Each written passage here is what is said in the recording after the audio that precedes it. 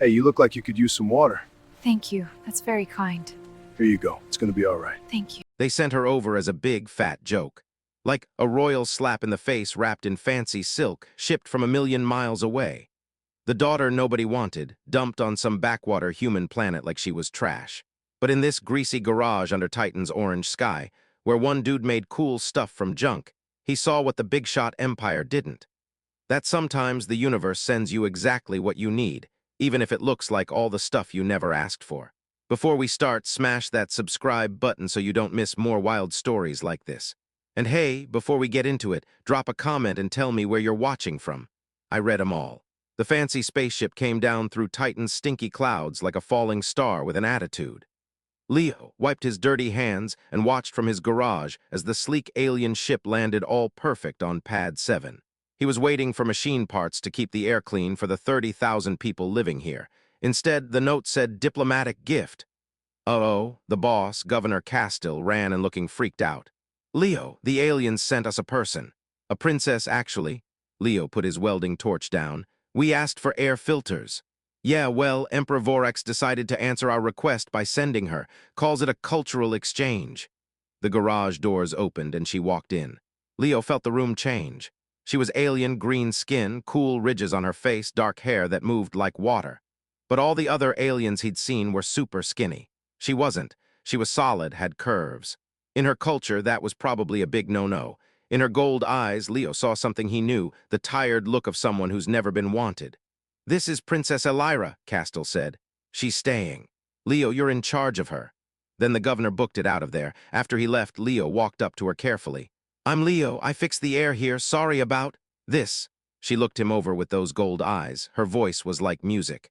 Don't be sorry, the shame's on me. I get it. I'm not what you ordered. Where I'm from, having any extra weight means you're weak. She said quietly. I'm like the worst example. Sounds like your culture has stupid rules, Leo said without thinking. Her eyes got wide. Then something crazy happened. She almost smiled. He showed her to her room, a storage closet they fixed up. One bed, basics, a window looking at the smelly factories. Back home, the palace has like 7,000 rooms, she said by the window. I got one in the basement with the servants. This is bigger. Something pinched in Leo's chest. Look, while you're here, you're with me. Anyone messes with you. They mess with me. Those gold eyes searched his face for the punchline, for the mean trick. Why, you don't know me. I fix broken things. It's my job, and I'm good at telling what's actually broken from what's just been treated like garbage. That night, Leo saw the Emperor's reply to her message home. That's the point, kid. Suffer. Standing in his quiet garage, Leo got mad. A slow, hot, dangerous kind of mad. 2 days later, the cafeteria got quiet when Kalira walked in to get food. Dex Rurk, a big-mouthed cargo guy, had been talking trash about the chunky alien since she got here. Today, he said it to her face. Well, look who showed up, Princess Pudge, Rurk announced to his buddies. What's wrong, sweetie? They not feeding you on the spaceship. I heard your dad sent you here as a joke. Here humans have our garbage. Rurk, shut it, Leo said, walking over. What's your problem, Leo? You got a thing for the big girl? Before things got worse, Kalira's voice cut in, clear and chill. Your concern is cute, Mr. Rurk, but I can get my own food, thanks. She walked to an empty table, moving smooth, and started eating with this crazy dignity that made everyone else look like slobs. Leo sat down with her. You don't have to do the pity thing, she said softly. I'm used to eating alone. My name's Leo, and I'm not pitying you. They ate in silence until Leo spoke. Colony food sucks, huh? Back home, eating is seen as weak, Kalira said. The royals eat once a day, tiny bits. Food is just gas for your body, that's it. When I was little, I'd sneak into the servant area to eat their real food, the stuff with flavor and happiness.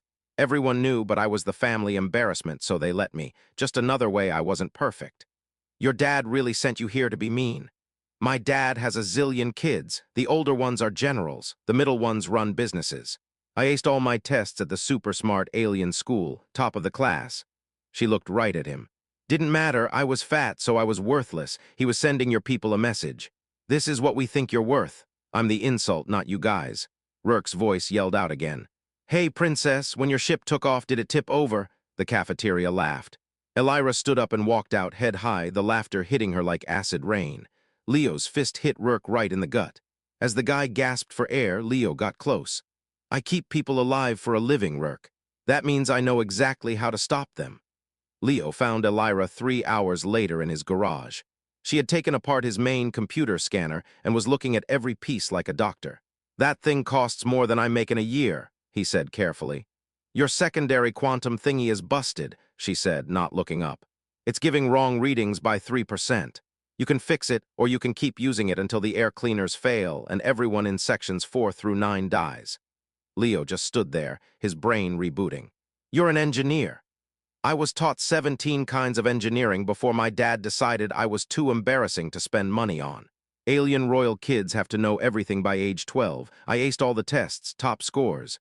Her voice was flat. "Didn't matter, I was fat, so nothing I did counted." Leo sat next to her. "Show me what you're seeing." They worked for an hour. Kalira knew way more than him. She explained super hard science like she was talking about the weather. "Top of my class for 3 years," she said.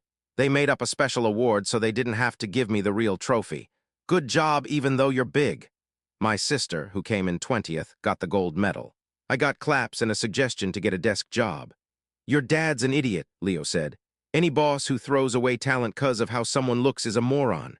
Kalira laughed, a real laugh that filled the garage like a good song. "You're weird, Leo." By the time they finished, they hadn't just fixed the scanner, they made it 12% better. "Thanks," she said softly, "for acting like I might actually be good for something." "You are good for something. You're a genius." That night, Kalira felt something she'd almost forgotten: hope. 3 weeks later, everything got flipped upside down. Governor Castile ran into the garage. "I need you both." Now, in his office, Ambassador Jakaras was waiting, tall, skinny, fancy, looking at them like they were dirt. "Your colony's air systems are failing 37% more," he announced.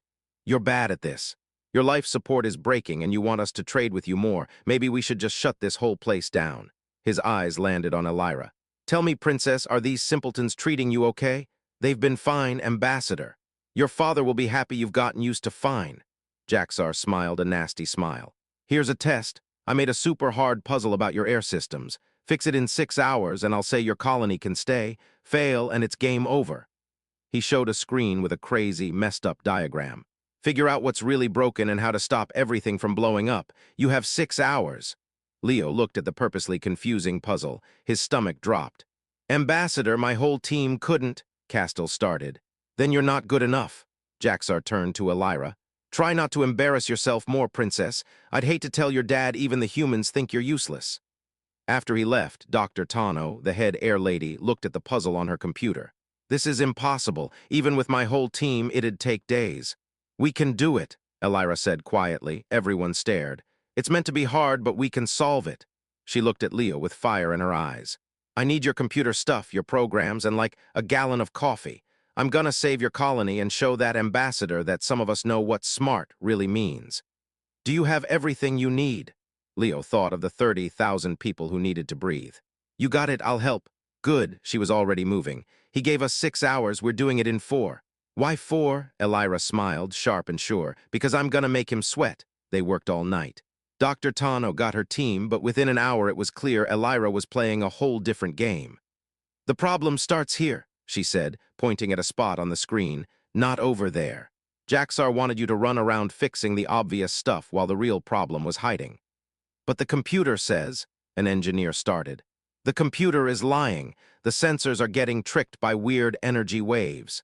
They think there's no pressure when there is." Leo watched her work like a magician. Around hour 2, he asked quietly, "Why are you doing this? If the colony fails, you could go home." Her hand stopped. "You think I want to go back where I'm worth less than garbage? If this fails, I have no home. I float in space forever." She paused. "I'm doing this because for the first time ever, someone acted like I could be useful. You sat with me at lunch. You stood up for me. You listened. No one in my family ever just listened. You're a genius. Why wouldn't I listen? Because I'm also fat. And everywhere I've ever been, that one thing makes everything else about me disappear." By hour 4, they had it. A full fix, tested 1,000 times on the computer. The air system wouldn't just work. It'd work better than the Empire's. "We're done," Kalira said 1 hour early. The garage went crazy cheering. 20 minutes later, Jakaras came back expecting them to fail. "I assume you've admitted you can't do it," he said. "Actually," Dr. Tano said, stepping up, "we finished. Here's the fix." She showed him their work. Jakaras' face didn't change. "Interesting," he said finally. "Your fix looks a lot like our secret alien tech." His eyes found Kalira. "Tell me, Princess, did you help?" Kalira stepped forward. I gave some advice about heat stuff. The humans found the problem and made the fix. I just said their plan would work. Any scientist could have done that. It was technically true, but it was a big, fat lie to protect them. So you barely helped. How typical, Princess, Jakaras said, looking smug. He knew what she did, but he let her play dumb because it fit what he wanted to believe. Your fix is, okay, I'll tell the Empire you can stay. He stopped at the door. But I'm disappointed you're still okay with just being okay, Princess. After he left, everyone partied, but Leo found Kalira at her window later watching the weird rain. You let him think you were useless. Why? Because if I took credit, he'd say the fix didn't count. The Empire's rules are tricky. If I looked too smart, he could say I gave you secret alien tech. Your colony would get in huge trouble, maybe get shut down. So you saved us by looking weak. I saved you by being what everyone thinks I am. The useless princess. It's my best trick, being invisible while standing right there. He walked over to her. No, your best trick is fixing impossible problems, seeing things no one else can. Being a genius while everyone's too dumb to notice. He touched her shoulder gently. I see you, Kalira. I see what you did tonight, and I won't forget it. Her eyes got huge, gold catching the light. She put her hand over his, cooler than a human's, but solid, real. Thank you, she whispered, for seeing me. 6 weeks flew by. Leo and Kalira worked together 12 hours a day. The colony's systems ran smoother than ever. They drank bad coffee together super early. They talked about everything, his life on Earth, her lonely alien childhood, the crazy luck of finding each other across space. They didn't put a label on what was happening. It felt too special to talk about. Then a hologram popped up out of nowhere. A super fancy alien lady appeared. Princess Kalira, she said, voice like wind chimes. I'm Counselor Zara. I've been watching you. Don't lie and say you barely help. I saw the recordings. I know what you really did. Leo felt cold. Your fix is 15% better than our best stuff, Zara said. You solved in 4 hours what takes our top guys weeks. You're wasting your brain here. I'm offering you a job. Head of systems for the whole Science Directorate. Unlimited money, 300 engineers working for you. You call the shots. Zara's face got softer. You'd finally be valued for your brain, not judged for your body. The offer just hung there. And if I say no? Then you stay here hiding how smart you are, saving human colonies from the shadows. How long can you keep pretending to be less than you are? Leo stepped up. She's not pretending, she chooses to be here. Zara looked at him. Ah, the mechanic, Leo, tell me, human, do you love her? The question hit like a truck. Next to him, Kalira froze. Because if you do, if you really care about her, you'd tell her to take this. Here, she'll always be the joke princess in a garage. With us, she could change the galaxy. She'd be famous. Give me time to think, Kalira said. 48 hours, then the offer's gone, and Princess, your dad knows what you can do now. He's mad you hid it, but he won't stop this. The Empire needs you. The hologram vanished. Leo, Kalira said softly, she asked if you loved me. You didn't answer. His heart was pounding.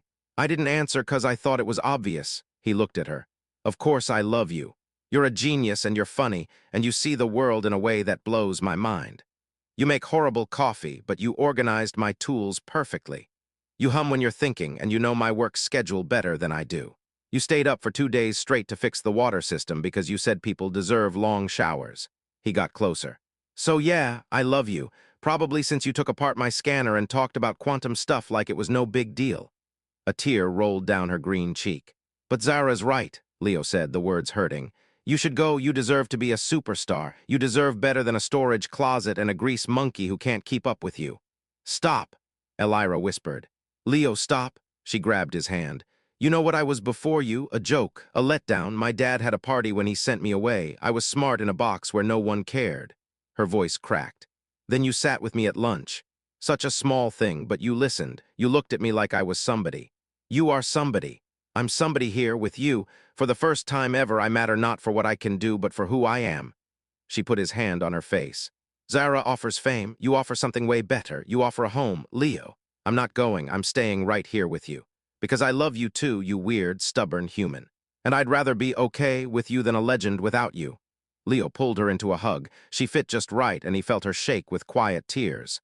They'll say you're crazy, he mumbled. Giving up all that for a junk town and a regular guy. You're not regular, you're mine. She pulled back to look at him. And I choose this, I choose you, I choose a place where someone actually sees me. He kissed her then, soft, careful. Her lips were cooler than his, but kissed him back sure and strong. When they finally pulled apart, both breathing hard, Kalira smiled, bright and happy. We should answer Counselor Zara. What'll you tell her? That I found something better than changing the galaxy. Elira turned to the comms. I found home. The answer came at sunrise. Leo and Elira were sharing coffee, her head on his shoulder, when the Emperor's symbol flashed on screen. Emperor Vorac himself appeared, tall, stern, icy. Elira, father, I heard you said no. I saw the videos of your work. Seems I was wrong about you. You were wrong about a lot of things, Elira said quietly. Maybe, so here's the deal from me. Take the job and I'll make you a real princess again. You get a suite in the palace. We'll announce your achievements. Your size will be overlooked because you're so useful. Overlooked, Elira repeated, dead inside. Yes, we can bend the rules for talent. You sent me away to be cruel, Elira said, each word sharp. You wanted me to hurt, to fail, to disappear so totally I'd be a running gag. She stood up, pulling Leo up with her. And I almost did. I almost let myself vanish. Elira, but then something you didn't plan for happened. These primitives you hate. One of them saw me, really saw me. Not my body, not my failures. He saw my brain and my heart. He saw I was worth something. Her voice got strong. And he loves me, not even despite this, she gestured to herself, but because of it. The Emperor looked at Leo, cold and judging. This human. This mechanic. This human, Elira confirmed, who has more decency in his pinky than you have in your whole empire. Vorac's face hardened. You'd pick this dirt hole over being restored, over being famous, over being forgiven. I pick love over mean, I pick friends over an empire, I pick being wanted over being tolerated. Elira's voice was clear. You're offering everything I thought I wanted, but Leo offered the one thing you never did. He said I mattered, no strings attached.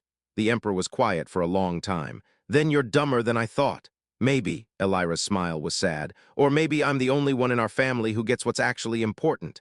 If you say no, that's it. You stay exiled, no more offers. I get it. And when this human dies, Vorac went on, voice nasty now, like all humans do, blink and they're gone, you'll be alone again. You gave up an empire for a love that'll be over before you're even middle-aged. Elira flinched. Aliens live for hundreds of years. Humans are lucky to hit 80. It was a truth they hadn't talked about, but her voice didn't shake.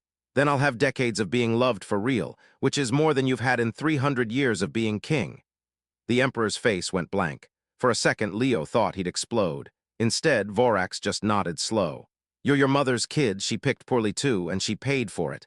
My mother picked you, Elira said, and you made her life hell, so maybe my poor pick is a major upgrade. Goodbye, daughter. When you come to your senses, we might not want you back. I won't change my mind. We'll see. The screen went black. Elira fell into Leo's arms, her whole body trembling with relief, with fear, with how huge her choice was. I burned all my bridges, she whispered. No going back. You want to go back? No, she pulled away, gold eyes fierce. But he was right about one thing. You'll die, Leo, way before me. I'll watch you get old. Watch you go. Hey, he held her face. We don't know the future. Medicine gets better all the time. Maybe they'll figure out how to keep me around, or maybe we'll get 30 or 40 years of being stupid happy together. And when I'm old and gray and you're still gorgeous, you'll tell me the story about the time you picked a regular guy over an empire. You're not regular. I'm not an empire either, she laughed through her tears. No, you're better. They stood there holding each other as Titan's faraway sun made long shadows. Outside, the colony kept doing its thing to survive. But in that garage, two people who should have never met, who should have never mattered to each other, found something no empire could count and no rulebook could name. They found home. 5 years later, the storage closet became a real home, full of tech manuals and music from two worlds. The garage became famous. The place where the human guy and the alien princess worked magic with scrap and crazy math. The colony did great. Other colonies asked for Elira's help. Big job offers came. Better pay, more stuff, finally some recognition. They said no to all of it. Leo's hair started getting some gray. Elira looked exactly the same. She'd looked the same for a long, long time. Sometimes at night, he'd catch her watching him with something like sadness in her gold eyes. But then morning would come. They'd drink terrible coffee. She'd hum while looking at blueprints. He'd make her laugh with dumb jokes about science. And for another day, they'd pick each other over anything else. One night, with the weird rain tapping the window, Elira spoke softly. Do you ever regret it? That I stayed? Leo pulled her tight. Every single day. She got tense. I regret that you ever had to make that choice, he said gently. That you had to pick between being famous and being loved, like you couldn't have both. I regret that you'll have to watch me get old while you stay young. I regret that we only get decades, not centuries. He lifted her chin to look at her. But do I regret that you're here, that you picked this? That every morning I wake up next to the smartest person in 700 galaxies, who somehow thought a normal mechanic was better than an empire? He smiled. Not for 1 second. You're not normal, she whispered like always. And you're not a joke, he whispered back. You never were. She kissed him then, and in that kiss was everything they'd made. A home built not from walls, but from being seen, being valued, being loved, not even though they were who they were, but because of it. Outside, Saturn hung in the sky like a big ringed marble. The colony breathed cleaned-up air. Machines hummed. 30,000 people lived and laughed, never knowing they were alive because a princess sent as an insult and a mechanic who saw the amazing person underneath found each other. In the end, maybe that's the real story.